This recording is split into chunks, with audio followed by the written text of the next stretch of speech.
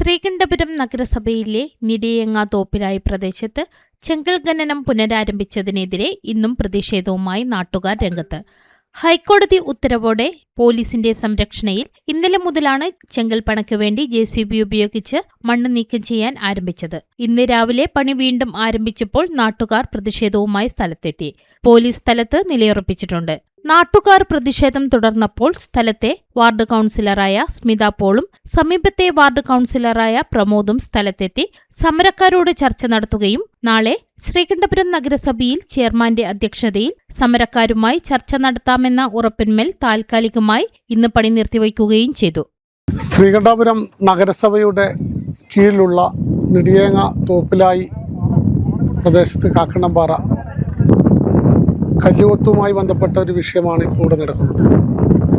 ഇന്നലെ മുതൽ പോലീസ് ഹൈക്കോടതി പ്രൊട്ടക്ഷൻ്റെ സഹായത്തോടെ ശ്രീകണ്ഠപുരം പോലീസ് സ്റ്റേഷൻ പോലീസുകാരടക്കം വന്ന് പോലീസ് പ്രൊട്ടക്ഷത്തോടെ ഇവിടെ പ്രവൃത്തി ആരംഭിച്ചിട്ടുള്ളത്.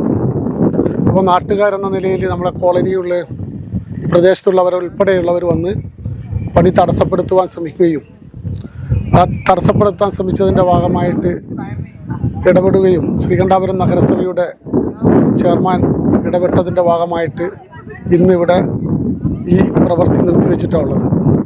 നാളെ 11 മണിക്ക് രാവിലെ ശ്രീകണ്ഠപുരം നഗരസഭയിൽ ചെയർമാൻ്റെ നേതൃത്വത്തിൽ അടിയന്തരമായിട്ട് ഒരു യോഗം വിളിച്ചു കൂട്ടിയിട്ടുണ്ട്. ആ യോഗത്തിൻ്റെ തീരുമാനപ്രകാരം മുന്നോട്ട് പോകാനാണ് ഇന്നിവിടെ തീരുമാനിച്ചിട്ടുള്ളത്.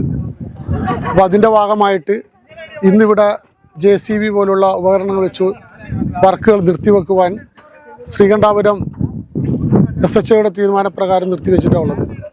അപ്പോൾ അടുത്ത ദിവസം തന്നെ ഇതിനൊരു തീരുമാനമാകുമെന്നതിൻ്റെ ഭാഗമായിട്ട് നിർത്തിയിട്ടുള്ളത്.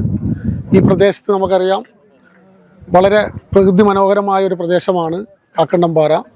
അതുപോലെ തന്നെ ഇവിടെ 10-60ഓളം കുടുംബങ്ങളുള്ളൊരു മേഖലയാണ്. അതുപോലെ തന്നെ കുടിവെള്ളവുമായി ബന്ധപ്പെട്ട ഒരുപാട് പ്രശ്നങ്ങളുള്ളൊരു മേഖലയാണ്. അപ്പോൾ അടിയന്തരമായിട്ട് ഇതിനൊരു പരിഹാരം ഉണ്ടാകുമെന്ന വിശ്വാസത്തിൻ്റെ മുകളിൽ ഇന്നിവിടെ ഈ പ്രവൃത്തി നിർത്തിവെച്ചിട്ടുള്ളത്.